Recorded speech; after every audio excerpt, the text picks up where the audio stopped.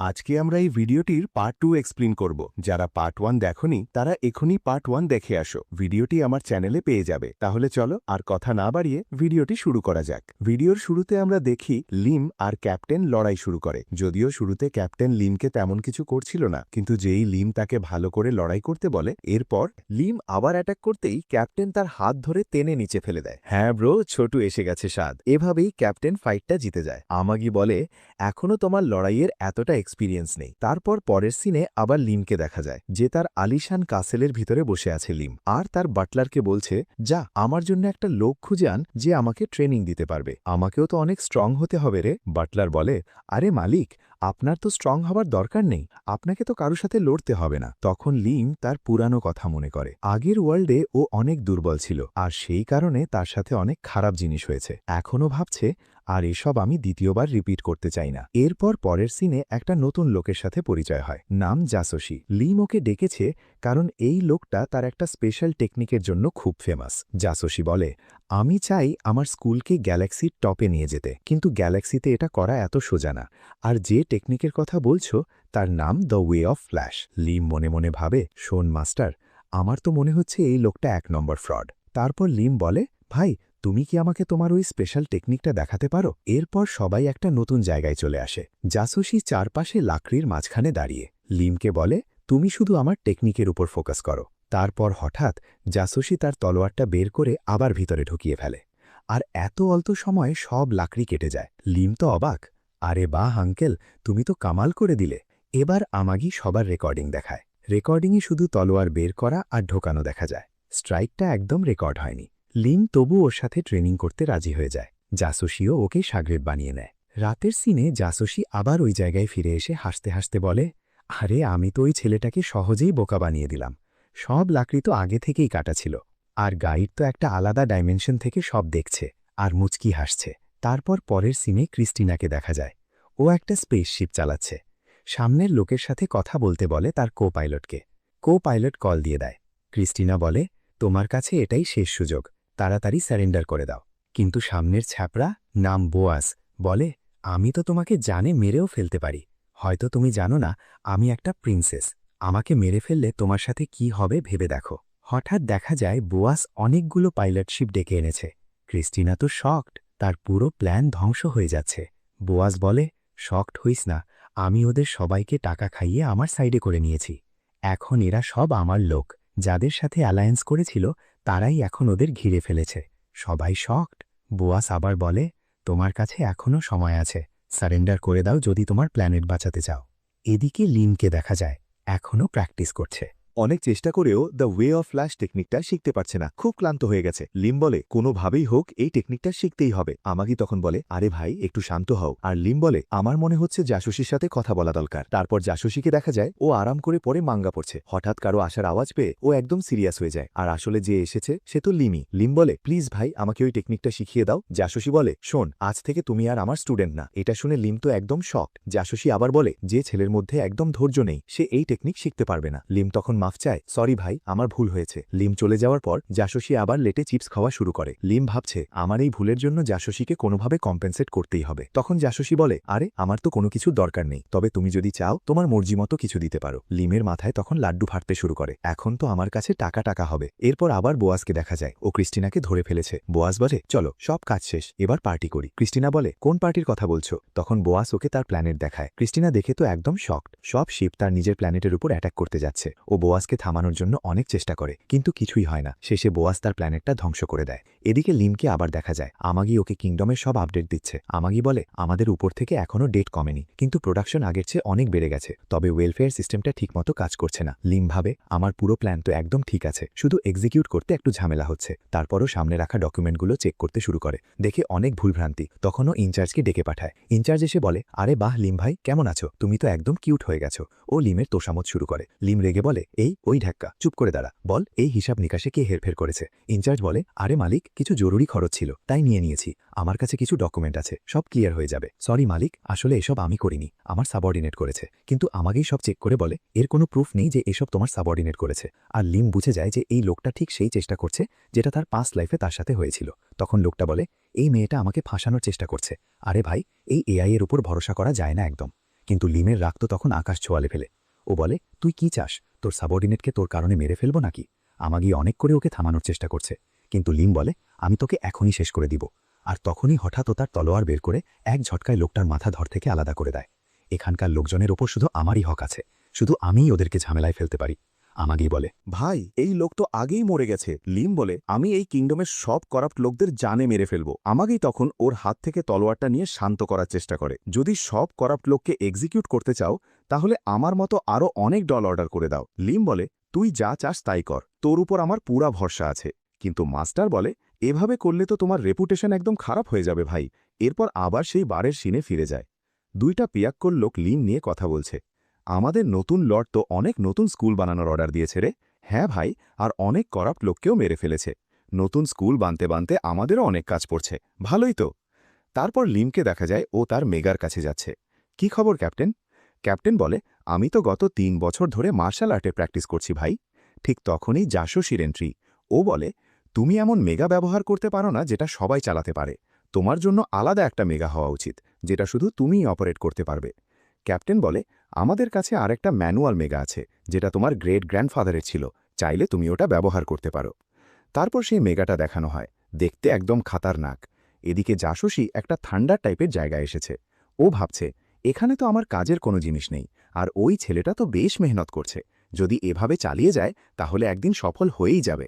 তখনও দাঁড়িয়ে দাঁড়িয়ে ভাবছে, যদিও সফল হয়ে যায় তাহলে তো আমার ভালো দিন শেষ। হঠাৎ ভুল করে একটা লিভার চেপে দেয়। তখন পিছনে একটা সিক্রেট দরজা খুলে যায়। ভিতরে একটা খুব খাতারনাক নাইট মেগা রাখা। জাসুসি দেখে ভাবে, এটা তো আমার কাজে লাগবে। অন্যদিকে লিমকে দেখা যায় এখনও প্র্যাকটিস করছে। তার বাটলার এসে বলে, শুনলাম তুমি ওই নাইটটা ঠিক করাচ্ছ। লিম বলে, হ্যাঁ রে, ঠিক করিয়ে আমি আমার ট্রেনিংয়ে ব্যবহার করব। বাটলার আবার বলে, এই নাইট তো তোমার গ্রেট গ্র্যান্ডফাদারের ইউনিটের খুব ইম্পর্ট্যান্ট একটা ছিল। আমি খুব খুশি যে তার ব্লাড লাইনের কেউ এখন এটাকে ব্যবহার করছে। এরপর দুজনে ট্রেনিং নিয়ে কথা বলতে শুরু করে। বাটলার বলে, আমার তো মনে হয় এই ট্রেনিং একদম বেকার, তোমার কোনো কাজে আসবে না। লিম বলে, আরে না না, একদম না, এটা খুবই ইম্পর্ট্যান্ট। মাস্টার জাসুসি বলেছে এটা দিয়ে আমি তার ওই টেকনিকটা শিখতে পারবো। তারপর আমাগিকে দেখা যায় ও নাইটটার কাছে এসেছে। সামনে কয়েকটা স্ক্রিন দেখছে। ও বলে, ওই জাসুসি লোকটা আমার কাছে একদম ট্যালেন্টেড মনে হয় না। এরপর নাইটটাকে টাচ করে বলে, আমি তোমাকে আবার পুরোপুরি ওয়ার্কিং কন্ডিশনে ফিরিয়ে আনার চেষ্টা করব। তুই শুধু আমাদের মাস্টারকে প্রোটেক্ট করিস। পরের সিনে একটা মেয়ে আসে, নাম নিয়স। ও ওয়েপন ফ্যাসিলিটির মেম্বার। নাইটটা ঠিক করার জন্য এসেছে। লিমকে পুরো ইন্ট্রোডাকশন দিচ্ছে। লিমও নিজের ইন্ট্রো দেয়। নিয়স বলে, আরে এই যে তোমার পাশে দাঁড়িয়ে আছে, এ তো একটা এআই রবট।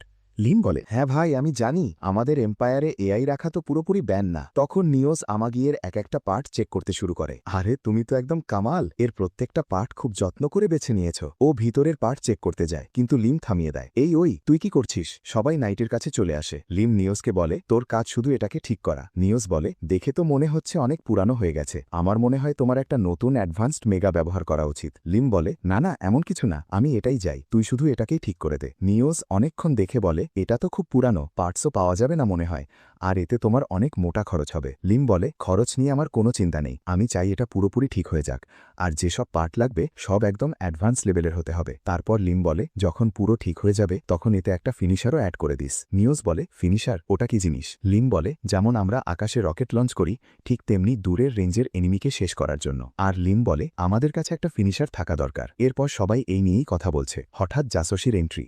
ও ভাবতে ভাবতে আসছে, চল দেখি তো ওই ছেলেটা এখন কি করছে। কিন্তু যেই নিউজকে দেখে ও একদম লোট্টু হয়ে যায়, মানে এক সাইড লাভ। নিউজ বলে, এটা তো একদম বেকার আইডিয়া। জাসোসির মনে হয় ওকে বলছে, কিন্তু আসলে নিউজ লিমকে মানা করছে, তোমার এই আইডিয়া একদম বাজে। এবার দুজনেই তর্ক শুরু করে দেয়। লিম অনেক করে বোঝানোর চেষ্টা করে, আমার তো এমনটাই দরকার ভাই, প্লিজ আমার জন্য করে দে। নিউজ বলে, না না, এমন কিছু হবে না। আর দুজনেই জাসোসিকে পুরো ইগনোর করছে। তখন জাসোসির সুযোগ বুঝে নিউজকে বলে, তুমি কি আমার সাথে ডিনারে যাবে? নিউজ তো একদম ইগনোর করে দেয়। জাসোসির মনে হয় লিম তার ফিউচার গার্লফ্রেন্ডের সাথে ফ্লার্ট করছে। ও রেগে বলে, আমি এই ছেলেকে ছাড়ব না। তারপর লিমকে পানিশ করার জন্য একটা নদীর মাঝখানে নিয়ে যায়। লিমের চোখে পট্টি বাঁধা, হাতে লাঠি, আর সেটাতে ভারী ওজন। জাসোসি ওর ওপর নানা জিনিস ছুঁড়ে মারছে। কি হলো লিম, তোর মধ্যে এতটুকুই শক্তি? আরে ভাই ঠিক আছে, কিন্তু আমি তো কিছু দেখতেই পাচ্ছি না। জাসোসি বলে, এই ট্রেনিং তোর জন্য খুব ইম্পর্টেন্ট। এমন ট্রেনিং থেকে পিছিয়ে গেলে তুই কিভাবে ট্রু ওয়ারিয়ার হবি? চল আমার এই অ্যাটাকগুলো থেকে বাঁচিয়ে দেখা। এভাবে ট্রেনিংয়ের নামে লিমের ব্যান্ড বাজিয়ে দেয়। তারপর সিন চেঞ্জ হয়ে যায়। এবার বোয়াসকে দেখা যায়। ও তার শিপে একটা প্রিজনের কাছে এসেছে। বলে, ফাইনালি আমরা পৌঁছে যাচ্ছি। ক্রিস্টিনা বলে, আমরা কোথায় যাচ্ছি রে? বোয়াজ বলে, আমার ট্রেজার আইল্যান্ডে। আর তুই তো বেশ সুন্দরী রে সুন্দরী।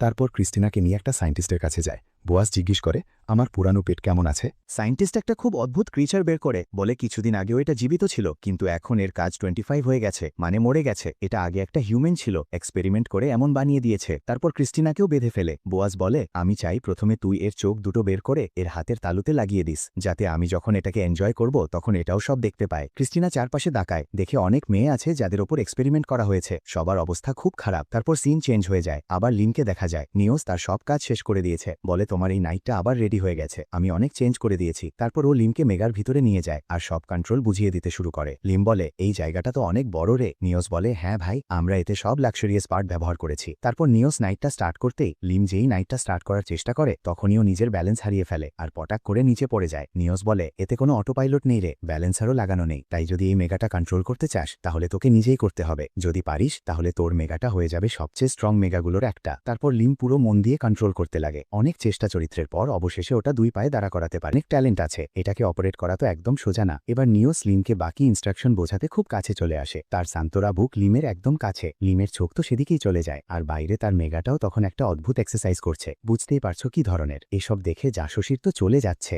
এই ওই, তুই ভিতরে কি করছিস রে? হঠাৎ দেখা যায় রোবটটা অদ্ভুত অদ্ভুত হরকত শুরু করে দিয়েছে। খুবই বিয়ার্ড, কারণ লিম ভিতরে বসে মাথায় সব খিচুড়ি পাকাচ্ছে। নিওস বলে, প্লিজ বন্ধ করো, আমার খুব অদ্ভুত লাগছে। এই ঘটনার পর জাসুসি লিমের ট্রেনিংকে 10 গুণ হার্ড করে দেয়। তারপর লিম আমাগিকে বলে, আমি তো অনেক ট্রেনিং করে ফেললাম, কিন্তু এখনো ওই টেকনিকটা শিখতে পারলাম না, মনে হয় আমার মধ্যে একদম ট্যালেন্ট নেই। আমাগি বলে, আরে মাস্টার, আমার তো মনে হয় তোমার মধ্যে কোনো সমস্যা নেই, সব সমস্যা ওই জাসুসির মধ্যে। লিম তখন অন্যরকম ভাবতে শুরু করে, আমার মনে হয় আমি আমার মাস্টারের উপর কম ভরসা করি বলে এই টেকনিক শিখতে পারছি না। এটা বলার পরও আরও জোরে হার্ড ট্রেনিং শুরু করে দেয়। ট্রেনিং করতে করতে অনেক মরসুম পার হয়ে যায়, অনেক সময় কেটে যায়। শেষে লিম অবশেষে সেই টেকনিকটা শিখে ফেলে। দূর থেকে একটা স্ল্যাশ করে সামনের পিলারটা ধজ্জি ধজ্জি হয়ে উড়ে যায়। লিম অবাক হয়ে বলে, আরে যা, এটা কিভাবে সম্ভব? এমন কোনো টেকনিক তো আসলেই নেই, আমি তো মজা করছিলাম। মাস্টার, আমি কি এই ট্রেনিংয়ে পাস হয়ে গেলাম? জাসুসির তো ভিতরে ভিতরে ফেটে পড়ছে। আরে বাহ, এই ছেলেটা তো একদম কামাল, যে টেকনিক আমি শিখতে পারিনি ওটা শিখে ফেললো। কিন্তু এখানেও ও চালাকি করে। জাসুসি বলে, তো টেকনিক তো অনেক ভালো ছিল রে, কিন্তু এখনো তুই সেই স্টেজে পৌঁছাস নাই যেটা আমি তোকে দেখাইছিলাম।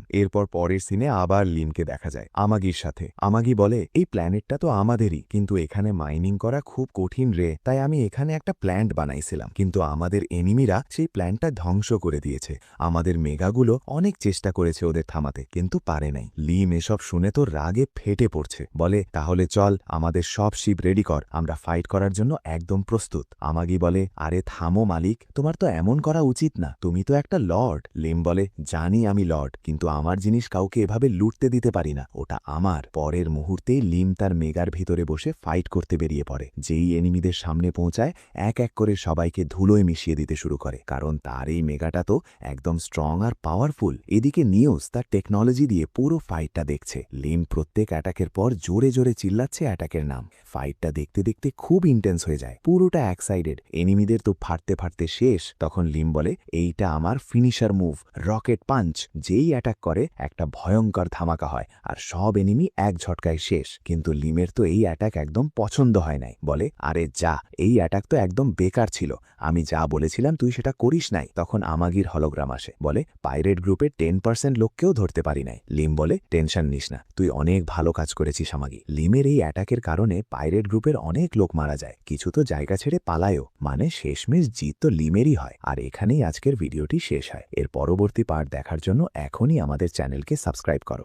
এই ভিডিওতে যদি 50টা সাবস্ক্রাইবার আর 100টা লাইক পূরণ করে দাও, তাহলে আমি খুবই তাড়াতাড়ি এর পরের পার্ট নিয়ে আসবো। তাহলে ভালো থেকো, দেখা হচ্ছে এর পরের ভিডিওতে।